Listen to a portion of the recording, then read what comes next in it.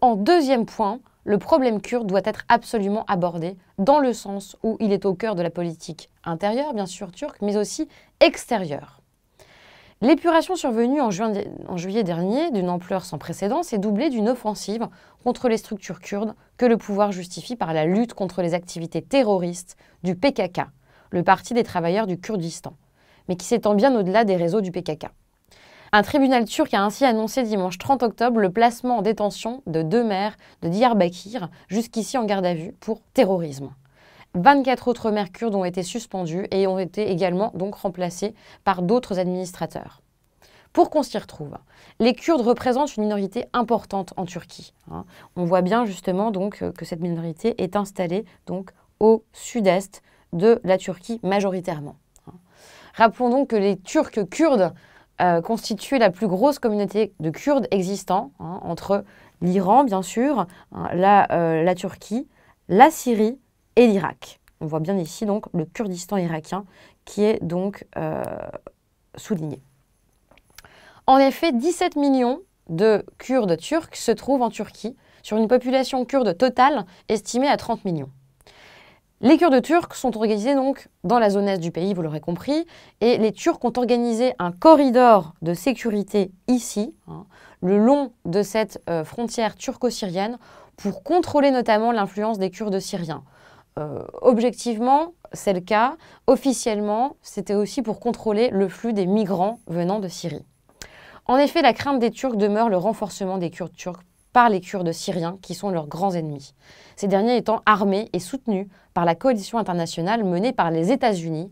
Or, comme vous le savez, la Turquie fait partie également de l'OTAN et de cette organisation militaire dominée par les États-Unis.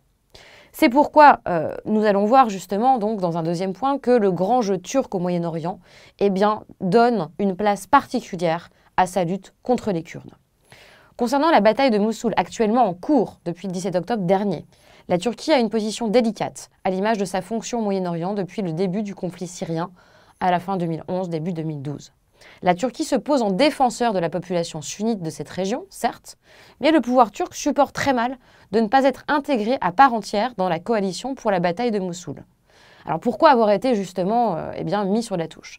Le président Erdogan a reproché à Washington de ne pas écouter ses demandes en ce qui concerne la participation turque à Mossoul.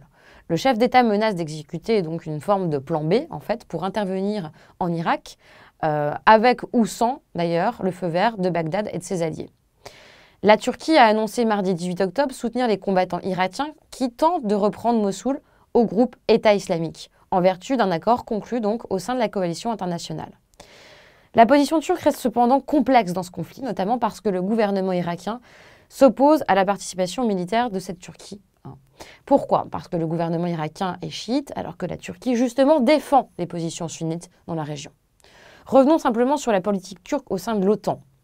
Ankara a commencé à se désolidariser clairement de l'OTAN à partir de 2010, puisque l'OTAN avait rejeté donc, le programme nucléaire iranien en masse. Le Brésil, la Turquie ont aussi proposé un plan de gestion de crise qui avait été complètement inaccepté par l'OTAN. Et finalement, cette Turquie avait préféré s'abstenir lors du vote des sanctions contre l'Iran. En 2012, le pays avait voulu se doter d'un système de défense aussi antimissile chinois et l'OTAN, encore une fois, s'était fermement impliqué pour faire renoncer Ankara dans cette voie. Dans la crise syrienne, les liens de troupes qui lieraient la Turquie, vous le savez, avec les groupes djihadistes du Jabhat al-Nusra, par exemple, parmi l'opposition de Bachar al-Assad, ont inquiété encore plus les Occidentaux.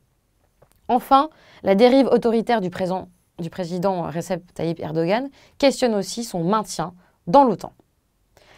C'est la deuxième armée numériquement de l'OTAN, la Turquie, et elle supporte mal d'être tenue à l'écart des opérations actuelles. Erdogan défend les sunnites, on l'a dit, et veut voir reconnaître les villes de Kirkouk et de Mossoul, qui sont quand même deux anciens bastions administratifs de l'Empire ottoman, comme faisant partie donc d'une zone turque d'influence. Mais les États-Unis ne projettent pas du tout cela et ne voient pas les choses de la même façon. En Syrie, l'armée turque a bombardé à 18 reprises, entre le 19 et le 20 octobre, les positions de milices kurdes syriennes, YPG, dans la région de Marea, au nord-ouest d'Alep, donc qui se trouve à peu près ici. Selon Ankara, donc, 200 combattants kurdes auraient été tués, alors que selon justement les sources kurdes, il ne serait que 11. Considérés comme des terroristes, bien sûr, ces milices kurdes YPG sont soutenus par les États-Unis et par les Occidentaux et aussi par les Russes dans le cadre par exemple, de la lutte contre l'État islamique en Syrie.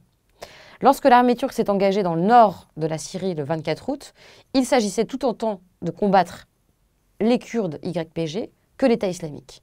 Donc d'un côté, la Turquie lutte contre l'État islamique aux côtés de la coalition qui ne lui laisse que peu de latitude, et d'un autre, elle attaque les forces kurdes syriennes qui luttent contre Bachar el-Assad, le grand ennemi de la coalition, qui n'est pas non plus le meilleur ami d'Erdogan.